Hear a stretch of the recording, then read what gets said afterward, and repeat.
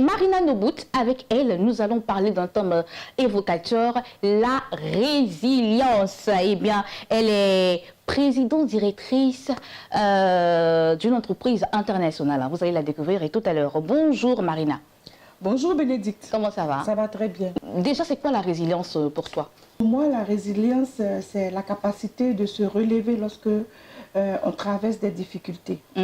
Lorsqu'on traverse des épreuves, la capacité de pouvoir se relever et aller de l'avant. Une personne qui nous regarde actuellement, qui est actuellement peut-être couchée, parce que qui a été frappée par une épreuve quelconque, de par ton histoire, qu'est-ce qu'on va lui dire pour que cette personne puisse se relever? D'abord, est-ce que toi-même tu as vécu la résilience? Oui, je peux dire que j'ai vécu la résilience et je continue de vivre la résilience parce que le monde même tel qu'il est fait, on est toujours obligé de relever des défis. Il y a des épreuves qui nous viennent et tout ça, et tous les jours, il faut être résilient. Donc, c'est pas qu'on traverse la résilience une fois et puis après, on dit oh là là, c'est fini, mais c'est tous les jours qu'il faut être résilient. En face des problèmes, en face des épreuves que nous avons, il faut être résilient. Donc, pour moi, c'est tous les jours. D'ailleurs, depuis que je suis née, je peux dire, j'ai commencé déjà à être résiliente puisque moi, j'ai perdu mon père très tôt, à 1 an environ. Donc, dès que j'étais consciente de la vie, j'ai compris que voilà, j'ai pas d'héritage qui m'attendait. Il fallait se battre. Voilà, très tôt, mon grand-père m'a inscrit dans une orphelinat, l'orphelinat des jeunes filles de Bassam. D'accord. Et donc, au CPN déjà, j'ai commencé mes études et je me suis rendu compte que mes amis de dortoir voulaient grignoter. Donc, j'ai identifié ce besoin-là et j'ai commencé déjà à vendre des torfilles, du lait, tout ça pour avoir un peu plus d'argent de poche. Donc, ça déjà, pour moi, je ne me suis pas dit, bon, comme je suis orpheline, j'ai pas beaucoup d'argent, etc. Donc, je m'appuie sur mon sort et puis bon, advienne que pourra. Mais non, je me suis dit, ah, avec 500 francs, je peux avoir 1000 francs. Avec 1000 francs, je peux avoir 2000. Et je continue comme ça. Je me rappelle une fois au plateau, j'ai une amie qui m'a vue. On avait fait, je crois, le CP2 ensemble. Elle me dit, ah Marina, voilà, est-ce que je te dois 35 francs? Je dis 35 francs, elle me dit oui, mais parce que quand tu vendais le torfil au CP2 là, j'ai pris ton crédit, j'ai pas payé. Donc voilà un peu pourri. Mais c'est dit que quand même il y a des épreuves qui nous arrivent et il faut toujours trouver des moyens de sortir de là. Est-ce que selon toi, sans argent, on peut être résilient? Oui, pour moi déjà, on peut être résilient sans argent.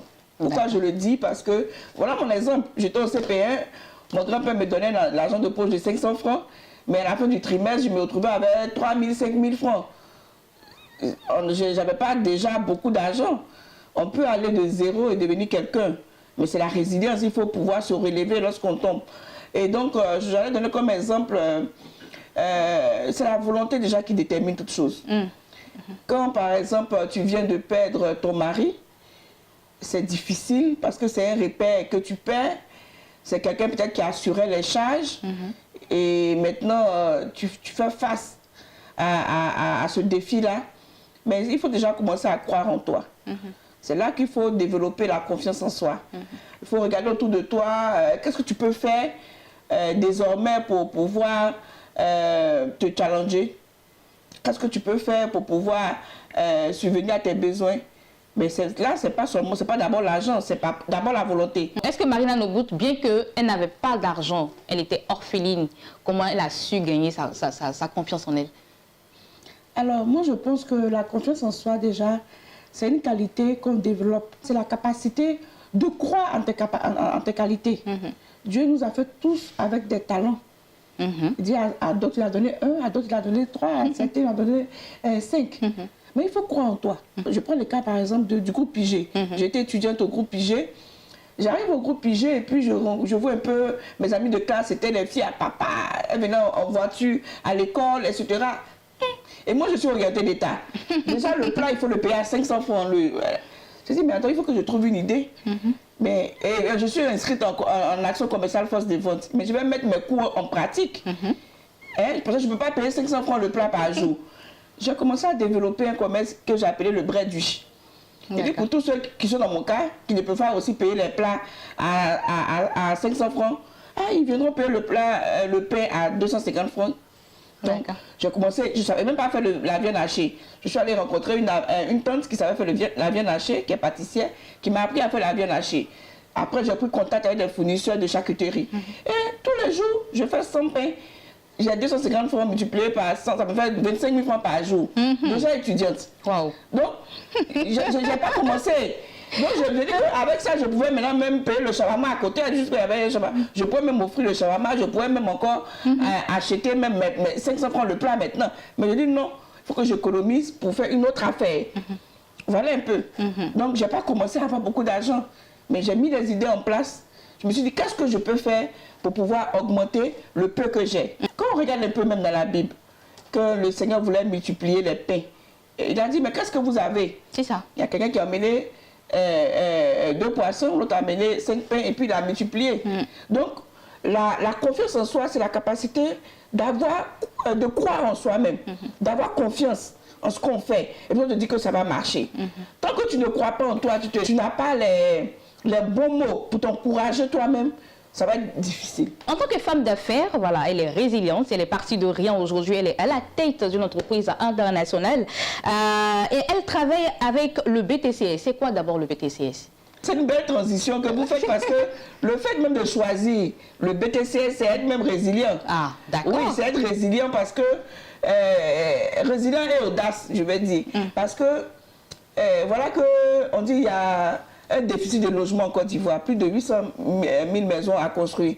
Mais les solutions, qu'est-ce qu'il faut faire pour pouvoir justement construire des maisons qui vont être adaptées à ce que les Ivoiriens veulent? Alors moi, je fais une étude de marché.